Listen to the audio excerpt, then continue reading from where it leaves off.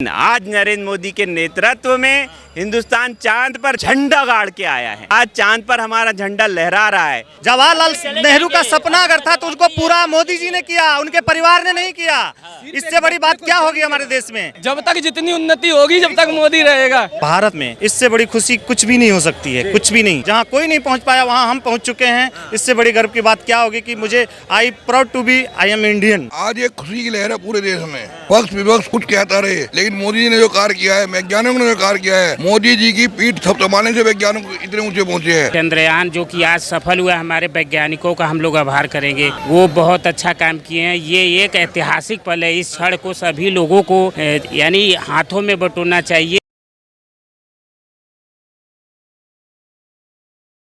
नमस्कार, स्वागत है आप सभी का पॉलिटिकल दर्पण में। मैं प्रवेश नौनी मौजूद हूँ इस वक्त दिल्ली के चांदनी चौक में, जहां हम लोग बात करेंगे लोगों से चंद्रयान की सक्सेसफुल लैंडिंग के ऊपर। तो क्या नाम हुआ भाई साहब आपका? जी, मेरा नाम बलदाऊ दुबे है। मैं वाराणसी का रहने वाला हूँ जी। अच्छा, कैसा महसूस कर रहे हैं? आज देश ने एक नया मुकाम जो है वो हासिल कर लिया है, नए मुकाम पर हमारा देश पहुँच गया है। ये आज बहुत ही खुशी की बात है। ऐसा बहुत पहले हो जाना चाहिए था, लेकिन हमारे मोदी जी का, प्रधानमंत्री जी का हम लोग बहुत बहुत धन्यवाद करेंगे कि जो इस तरह ये चंद्रयान जो कि आज सफल हुआ, हमारे वैज्ञानिकों का हम लोग आभार करेंगे।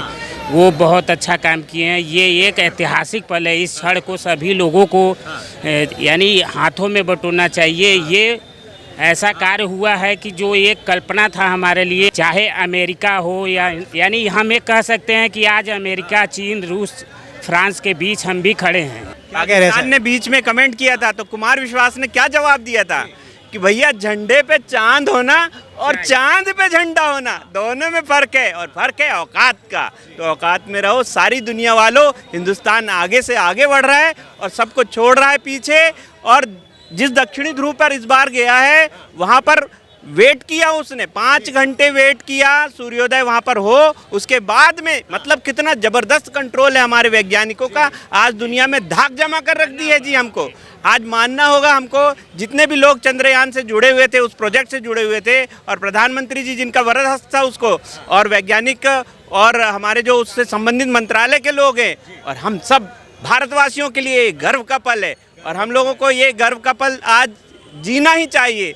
और देखो मौसम कितना बढ़िया बना हुआ है, सामने लाल किला। पूरा देश जो है आज गर्व से आसमान की तरफ देख रहा है। पर जी चांद पर चढ़ा हुआ है आज की तारीख में।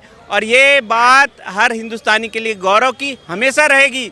हजारों साल बाद भी जब यदि ये चर्चा आएगी कि भैया चांद पर पहला कदम, दक्षिणी ध्रुव पर जहाँ हमेशा बर्फ और कितना टेम्परेचर -200 डिग्री, -200 डिग्री वहाँ पर लैंडिंग करना और सफलतापूर्वक और ऑर्बिटर से बाहर निकल के आना। इस पे भी अगर देखा जाए तो जो विपक्ष है वो इस पे भी राजनीतिक रोटियां सेक रहे हैं। कह रहे हैं कि कह रहे इसरो जो है वो नेहरू जी का सपना था।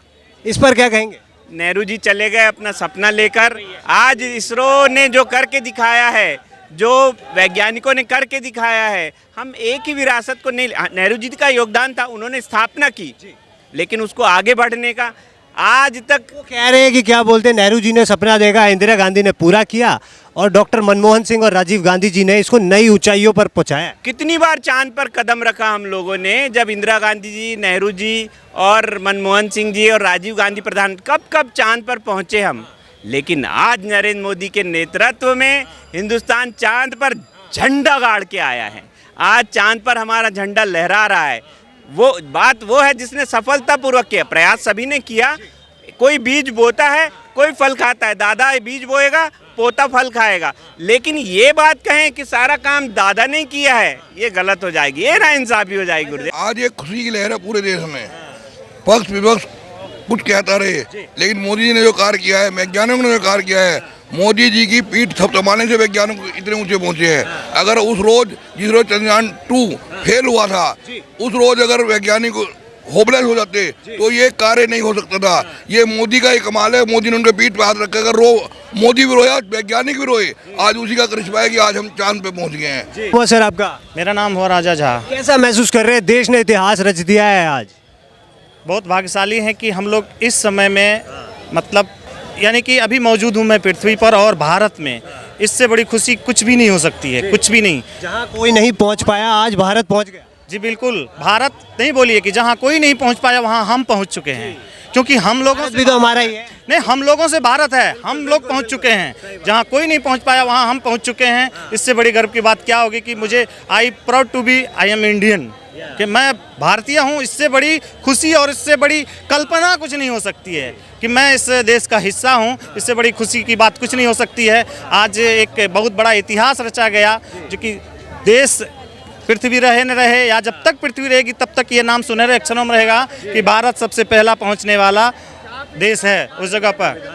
भारत भाग्य विधाता। देखिए, सबसे पहली बात क्या होती है ना कि अगर कहीं कंपटीशन हो रहा है, एग्जाम हो रहा है, हम दो आपस में जानने वाले हैं। अगर मैं सक्सेस हूँ ना तो सामने वाला जो अगर सक्सेस नहीं हो पाता है उसके अंदर यही होता है कि ये क्यों सक्सेस, जलन होती है। वही जलन आज कांग्रेस में हो रही है और विपक्षियों में है कि जो हम लोग सोच भी नहीं सकते थे, क्योंकि उन्होंने सोचा भी नहीं आज तक। जो ये सरकार ने किया वो उन्होंने सोचा भी नहीं। जब पूर्वजों ने सपना तो देखा, लेकिन उसको पूरा करने में कहीं ना कहीं बोला जा रहा है कि बीजेपी के जो हमारे प्रधानमंत्री हैं नरेंद्र मोदी, उनका बहुत बड़ा योगदान है।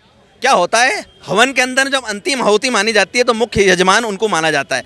मैं मानता हूं कि हमारे वैज्ञानिकों का परिश्रम, हमारे वैज्ञानिकों की तल्लीनता, हमारे वैज्ञानिकों ने जो त्याग तप और परिश्रम किया है, जो आप इसकी जो कास्ट देख रहे हैं, जो इसकी पूरी ओवरऑल मिशन की जो कॉस्ट है, क्यों कॉस्ट कम है? क्योंकि हमारे वैज्ञानिक, अगर सरकारी नौकरी का अगर हम देखें तो तरीका होता है 8 घंटे की नौकरी करते हैं, लेकिन हमारे वैज्ञानिकों ने नौकरी नहीं माना, उसको अपना तप और तपस्या माने। अपने तप और तपस्या के आधार पर उन्होंने 8 घंटे की जगह 15-15, 20-20 घंटे मिशन को दिए हैं।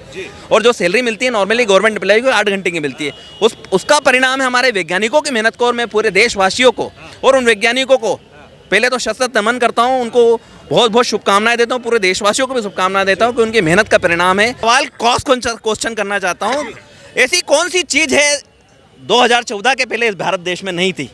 ऐसी कौन सी टेक्नोलॉजी थी जो भारत के 2014 के पहले भारत देश में नहीं थी? ऐसा कौन सा विकास था जो भारत 2014 के पहले भारत में नहीं था? ऐसा कौन सा विषय है जो भारत में 2014 के पहले नहीं था?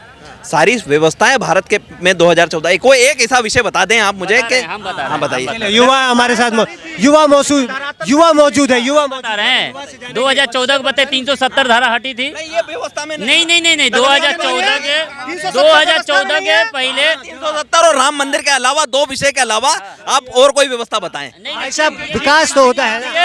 ये व्यवस्था नहीं आती है। 3 तलाक की मुद्दा नहीं हटी, 3 तलाक की मुद्दा नहीं हटी, 3 तलाक की मुद्दा नहीं हटी, 370 नहीं हटी, राम मंदिर नहीं बना। की बात के जैसे नहीं भला हो। अरे भैया 70 साल से कांग्रेस थी तो कौन सा ना सरकारी नौकरी सबको मिला था? ये तो बताओ, कौन सा ना सरकारी नौकरी मिला था? ये तो बताओ।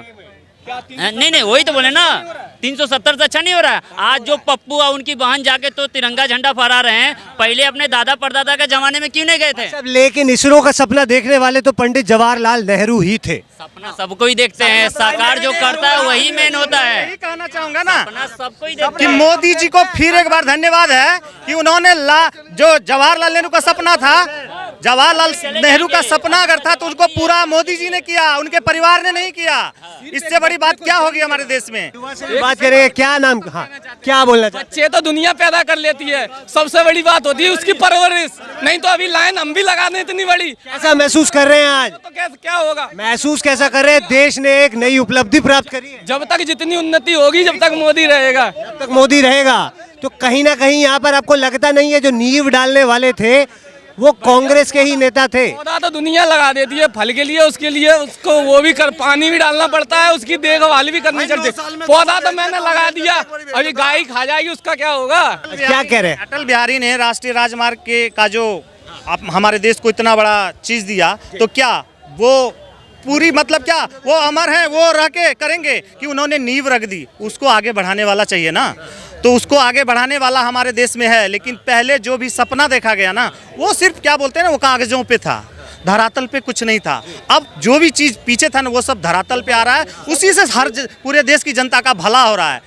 इससे मैं एक सवाल करना चाहूंगा, 2014 से पहले और 2014 के बाद के भारत में ऐसा क्या अंतर देखते हैं? मैं धारा 370 की बात नहीं करूंगा, मैं और किसी राम मंदिर की बात नहीं करूंगा, ऐसा क्या बदलाव जो है मोदी जी ने करा है जो मतलब 2014 से पहले नहीं था कांग्रेस के? अरे 2014 से सबसे पहले बात 2014 से पहले आप जो मुझसे बात कर रहे हैं ना, मैं अपने घर में बैठ के आपको नहीं देख सकता था, वो आज मैं टेक्नोलॉजी के सहारे देख रहा हूँ।